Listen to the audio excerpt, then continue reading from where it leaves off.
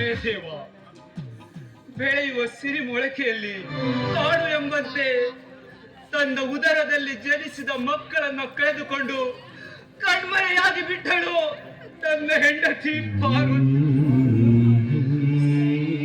ಸಾಕು ಮಗನ ಜೊತೆಯಲ್ಲಿ 4 ಮಕ್ಕಳಿಗೆ ಜನ್ಮ ಕೊಟ್ಟು ನನ್ನ ಹೆಂಡತಿ ಸಂತೋಷ ಪಡುತ್ತಿರುವಾಗ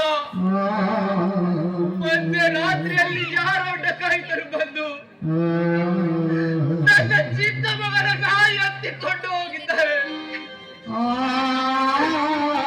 ಈ ವಿಷಯ ಏನಾದರೂ ನನ್ನ ಮಕ್ಕಳಿಗೆ ತಿಳಿದರೆ ಅವರು ಎದೆ ಹೊಡಿಕೊಂಡು ಪ್ರಾಣ ಬಿಡಬಹುದು.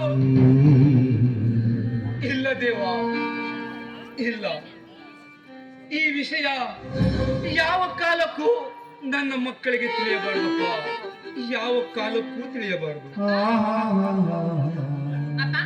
ಯಾಕಪ್ಪ, ಯಾಕೆ ಕಣ್ಣಲ್ಲಿ ನೀರು? ಏನಿಲ್ಲಮ್ಮ, ಕಣ್ಣಲ್ಲಿ ಸ್ವಲ್ಪ ಕಸ ಬಿತ್ತು, ಅದನ್ನೇ ತೆಗೆದುಕೊಳ್ಳುತ್ತಿದ್ದೆ. ಹಾ, ಅಂದ ಹಾಗೆ ಬಹದ್ದೂರ್ ಹಾಗೂ ಜೀವನ್ ಬಹದ್ದೂರ್ ಅಣ್ಣ ಹೊಲದ ಕಡೆ ಹೋಗಿದ್ದಾನೆ. ಇನ್ನು ಜೀವನ್ ಅಣ್ಣ ಬೋರ್ ಆಗಿದೆ, ಹಾಗೆ ಸುತ್ತಾಡ್ಕೊಂಡು ಬರ್ತೀನಿ ಅಂತ ಹೋದ. ಇನ್ನೇನು ಬಂದ್ರು ಬರಬಹುದು. ನೋಡಮ್ಮ ಅಶ್ವಿನಿ, ನಾಳೆ ಯುಗಾದಿಯ ಹಬ್ಬ. ಆ ದೇವರ ಗುಡಿಗೆ ಹೋಗಿ ಫಲ ಪುಷ್ಪವನ್ನ ಅರ್ಪಿಸಿ ಬರಬೇಕಮ್ಮ. ಸರಿ. ತಂಗಿ ಅಷ್ಟೇ ಯಾಕೆ, ನಾನು ಕೂಡ ತಂಗಿಯ ಜೊತೆಗೆ ಹೋಗಿ ನನ್ನ ತಮ್ಮನಿಗೆ ಒಂದು ನೌಕರಿಯನ್ನ ದೊರಕಿಸಿ ಅಂತೇಳಿ ಆ ದೇವರಲ್ಲಿ ಬೇಡಿಕೊಂಡು ಬರ್ತೇನಪ್ಪ. ಅದು ನಿನ್ನ ತಮ್ಮನಿಗೆ ಅಷ್ಟೇ ಯಾಕೆ, ಆ ದೇವರು ನಿನಗೂ ಕೂಡ ನೌಕರಿ ಕೊಡಿಸ್ತಾನೆಂಬ ಭರವಸೆ ನನಗಿದೆಪ್ಪ, ನನಗಿದೆ. ನನಗೇಕೆ ಬೇಕಪ್ಪ ನೌಕರಿ? ನನ್ನ ತಮ್ಮ ಒಬ್ಬ ದೊಡ್ಡ ಅಧಿಕಾರಿಯಾದರೆ ಅಷ್ಟೇ ಸಾಕು. ನಾನು ಕೂಡ ನೌಕರಿ ಮಾಡಿದರೆ ಹೊಲದಲ್ಲಿ ಮನೆಯಲ್ಲಿ ಕೆಲಸ ಮಾಡುವುದು ಯಾರಪ್ಪ? ಯಾರು ಮೆಚ್ಚಿರಬಹುದು ನಿನ್ನ ಮುಟ್ಟಿನ ತಮ್ಮ ಕೇಳಿ. ನಿನ್ನಂತ ಅಣ್ಣನನ್ನು ಪಡೆದ ಈ ನಿನ್ನ ತಮ್ಮ ತಂಗಿಯರು ಅದೆಷ್ಟು ಪುಣ್ಯ ಮಾಡಿದ್ದರು ಆ ಬ್ರಹ್ಮದೇವರೇ ಬಲ್ಲ. ಇಲ್ಲಪ್ಪ, ಇಲ್ಲ, ನೀವು ಹೇಳ್ತಿರೋದು ತಪ್ಪು. ನಿಮ್ಮಂತ ತಂದೆ, ಅಶ್ವಿನಿ ಅಂತ ತಂಗಿ, ಜೀವನ್ ಅಂತ ತಮ್ಮನನ್ನು ಪಡೆದ ನಾನೇ ಭಾಗ್ಯವಂತನಪ್ಪ, ನಾನೇ ಭಾಗ್ಯವಂತ. ಅಣ್ಣ, ನನಗೆ ಆಶೀರ್ವಾದ ಮಾಡಿ. ಎದ್ದೇಳಪ್ಪ, ಆ ದೇವರ ಆಶೀರ್ವಾದ ಸದಾ ನಿನ್ನ ಮೇಲೆ ಇರಲಿ. ಹಾ ಜೀವ, ಯಾಕೋ ಇಷ್ಟೊಂದು ಸಂತೋಷದಲ್ಲಿದ್ಯೋ? ಮತ್ತೆ ಏನೋ ಸಮಾಚಾರ? ಜೀವನ್, ನಿನಗೆ ಇಲ್ಲಿ ಆದರೂ ನೌಕರಿ ಸಿಕ್ಕಿದೋ ಹೇಗೆ? ಹೌದಣ್ಣ, ನೀ ಹೇಳಿದ ಹಾಗೆ ಇಂದಿನಿಂದ ನಾನೊಬ್ಬ ದೊಡ್ಡ ಆಫೀಸರ್ ಅಣ್ಣ. ಅಬ್ಬ, ಅಂತೂ ನಮ್ಮ ಕಷ್ಟಗಳಿಗೆ ಈಗ ಕೊನೆ ಸಿಕ್ತಲ್ಲ. ಸರಿ ಅಣ್ಣ, ಆರತಿ ತರ್ತೀನಿ.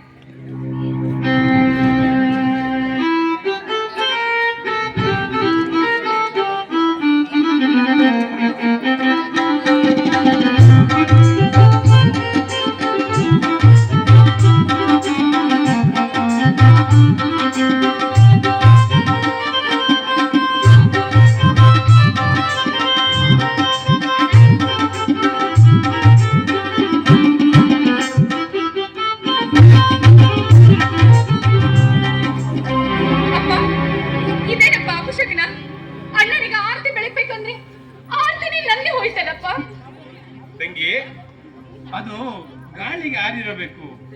ಇಂಥ ಚಿಕ್ಕ ಪುಟ್ಟ ವಿಷಯಕ್ಕೆಲ್ಲ ನೀನ್ಯಾಕೆ ತಲೆ ಕೆಡಿಸ್ಕೊಳ್ತೀಯ? ಆಗುವುದೆಲ್ಲ ಒಳ್ಳೇದಕ್ಕೆ ತಿಳಿಬೇಕೆ? ಅಂದ ಹಾಗೆ ಯಾವ ನೌಕರಿ ಅಂತ ತಿಳಿಸಲೇ ಇಲ್ಲ ಅಲ್ವೋ?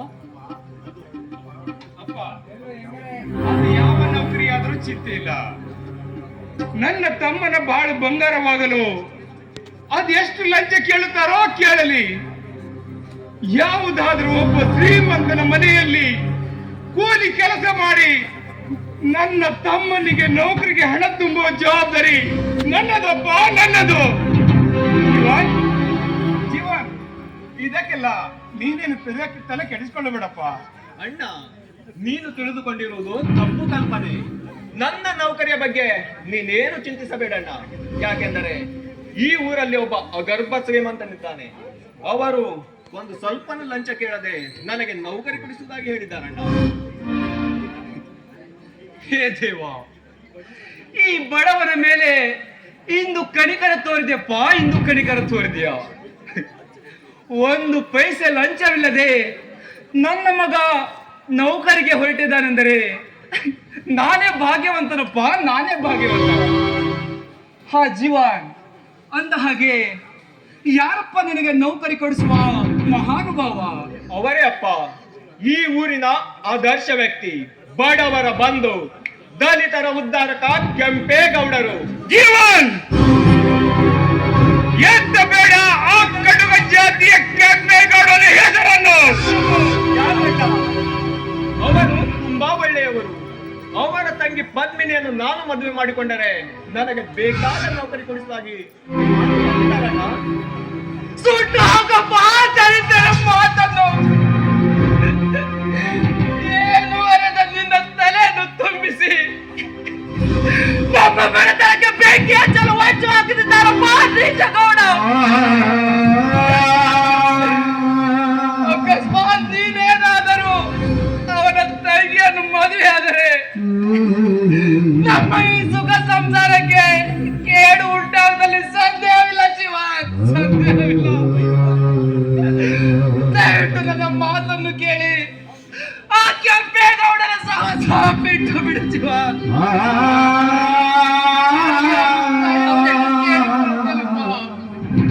ಅಪ್ಪನ ಮಾತು ಕೇಳು. ಹಿರಿಯರು ಏನಾದ್ರೂ ಹೇಳಿದಾಗ ಕಿರಿಯರು ನಾವು ಕೇಳೋದು ನಮ್ಮ ಕರ್ತವ್ಯ. ಆ ದುಷ್ಟರ ಸಹವಾಸ ನಮಗೆ ಬೇಡ. ನಿನ್ನ ಕೈ ಮುಗಿದು ಕೇಳ್ಕೊಳ್ತೀನಿ, ದಯವಿಟ್ಟು ಅಪ್ಪನ ಮಾತನ್ನ ಕೇಳು. ಅವನು ಎಂತಹ ಕಟುಕನೆಂದು ನಿನಗೆ ಗೊತ್ತಿಲ್ಲಪ್ಪ, ನಿನಗೆ ಗೊತ್ತಿಲ್ಲ. ನಮ್ಮಂತ ಬಡವರ ನೆತ್ತಿಯ ಮೇಲೆ ಕಾಲಿಟ್ಟು ಮೆರೆತಿರುವ ಆ ದುಷ್ಟನ ಎಂಜಲು ತಿನ್ನುವ ಮೂರ್ಖ ನೀನಾಗಬೇಡ ಜೀವನ್, ನೀನಾಗಬೇಡ. ದಯವಿಟ್ಟು ಮರೆತು ಬಿಡಪ್ಪ ಆ ವಿಷ ಸರ್ಪವನ್ನು. ಅಣ್ಣ, ಬಯಸಿ ಬಂದ ಭಾಗ್ಯವನ್ನು ಬರಿಗಾಲಿನಿಂದ ಒದ್ದಂತ ಮಾತಿನ ಅರ್ಥ ನೋಡಿ. ಈಗ ನಾನು ಹೇಳುವ ಮಾತಿಗೆ ನೀವು ಒಪ್ಪಿಗೆ ಕೊಟ್ಟರೆ ಸರಿ, ಇಲ್ಲದಿದ್ದರೆ ಇಂದಿನಿಂದ ಈ ನಿಮ್ಮ ಮಗ ಸತ್ತನೆಂದು ತಿಳಿದುಕೊಳ್ಳಿ. ಇಂಥ ಅಪಶಕುನ ಮಾತನ್ನು ನುಡಿಯಬೇಡಪ್ಪ ನಿನ್ನ ಬಾಯಿಂದ. ಚಿಕ್ಕನಿಂದಲೇ ನಿನ್ನನ್ನು ಎತ್ತು ಹೊತ್ತು ಸಾಕಿಸಿ ಬೆಳೆಸಿದ ಈ ನನ್ನ ಕರುಳು ಕಿತ್ತು ಹೋಗುವ ಹಾಗೆ ಮಾತನಾಡಬೇಡಪ್ಪ, ಮಾತನಾಡ. ಕೈ ಹಿಡಿದು ಕೇಳಿಕೊಳ್ತೇನೆ ಶಿವ, ಕೈ ಹಿಡಿದು ಕೇಳಿಕೊಳ್ಳ. ಸಾಕು ಮಾಡೋ ಈ ನಿನ್ನ ಕಣ್ಣೀರಿನ ನಾಟಕ. ಮಕ್ಕಳು ಬಯಸುವ ಆಸೆಯನ್ನು ಈಡೇರಿಸದಿದ್ದರೆ ನಿನ್ನಂತಹ ತಂದೆ ಇದ್ದರೇನೋ ಸತ್ತರೇನೋ. ನಿಮ್ಮಂತವರು ಈ ಭೂಮಿಯ ಮೇಲೆ ಬದುಕುವ ಬದಲು ಎಲ್ಲಿಯನ್ನು ಹೋಗಿ ನೇಣಾಕಿಕೊಳ್ಳಬಾರದೆ. ಜೀವನ್,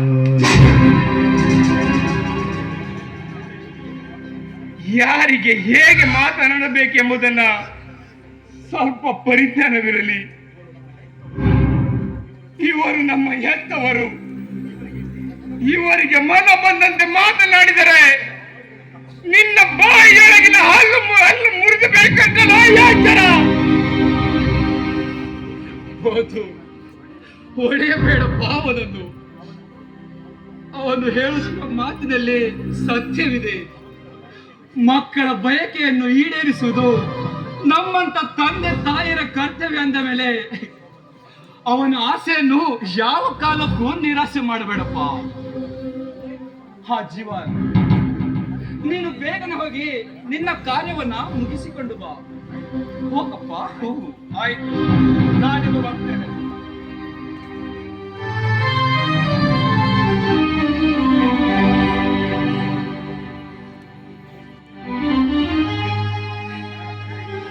ಮೇಲೆ ದುರ್ವಿದೆ, ಯಾಕೆಂಟು ಸಂಕಟವನ್ನು ಕೊಡುತ್ತಿರುವೆ ಈ ಬಡವರ ಪಾಲಿಗೆ.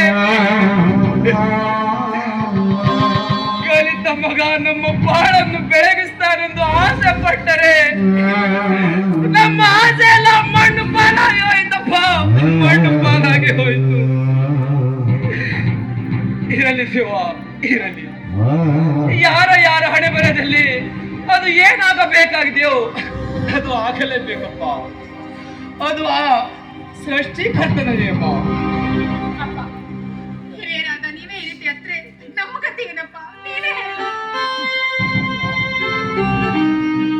ಅಪ್ಪ, ನೀನು ಅಂದುಕೊಂಡಂತೆ ನನ್ನ ತಮ್ಮ ಹಾಗೇನಿಲ್ಲ. ನನ್ನ ತಮ್ಮನಿಗೆ ನೌಕರಿ ಸಿಕ್ಕಿದ ಮೇಲೆ ನಮ್ಮೆಲ್ಲರನ್ನು ತೂಗು ಮಂಚದ ಮೇಲೆ ಹಾಕಿ ಉಯ್ಯಾಲೆ ಆಡಿಸ್ತಾನೆನ್ನುವ ಭರವಸೆ ನಮಗಿದೆಯಪ್ಪ, ನಮಗಿದೆ. ಅದರ ಬಗ್ಗೆ ನೀನೇನು ಚಿಂತಿಸಬೇಡಪ್ಪ, ನೀನೇನು ಚಿಂತಿಸಬೇಡ. ಹಾ ತಂಗಿ, ಅಪ್ಪನನ್ನು ಹೊರಗಡೆ ಕರೆದುಕೊಂಡು ಹೋಗಿ ಊಟಕ್ಕೆ ಬಿಡಿಸಮ್ಮ, ಊಟಕ್ಕೆ ಬಿಡಿಸು. ನಡಿಯಮ್ಮ, ನನಗೆ ಸ್ವಲ್ಪ ಹೊರಗಡೆ ಕೆಲಸವಿದೆ, ನಾನಿನ್ನು ಹೋಗಿ ಬರುತ್ತೇನೆ. ಸರಿ ಅಪ್ಪ.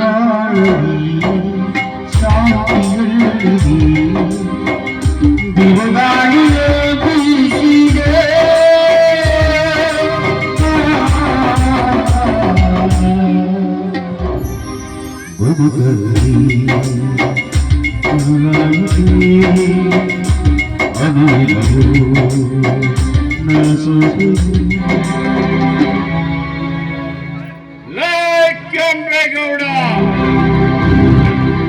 ಏನು ಅರಿಯದ ನನ್ನ ತಮ್ಮನನ್ನು ನಿನ್ನವನಾಗಿ ಮಾಡಿಕೊಂಡು ನಿನ್ನ ತಂಗಿಯನ್ನು ನನ್ನ ತಮ್ಮನಿಗೆ ಮದುವೆ ಮಾಡಿಕೊಂಡು ಅದು ಮಾಡಿಕೊಟ್ಟ ಮೇಲೆ ನನ್ನ ಮನೆತನವನ್ನು ಛಿದ್ರ ಮಾಡಲು ಹೊರಟಿದ್ದಿಲ್ಲ ಮಗನೇ. ನಿನ್ನ ತಂಗಿ ನಮ್ಮ ಮನೆಗೆ ಕಾಲಿಟ್ಟ ನಂತರ ನಮ್ಮ ಮನೆತನದ ಘನತೆ ಗೌರವಕ್ಕೆ ಏನಾದರೂ ಮುಂದೆ ಬಂದರೆ ಸಾಕಿನಿಂದ ಮೆರೆಯುವ ಆ ನಿನ್ನ ಈ ದೇಹವನ್ನು ಈ ಭಾಗ ಮಾಡದಿದ್ದರೆ ಆ ದೇಹವನ್ನು ಈ ಭಾಗ ಮಾಡಿ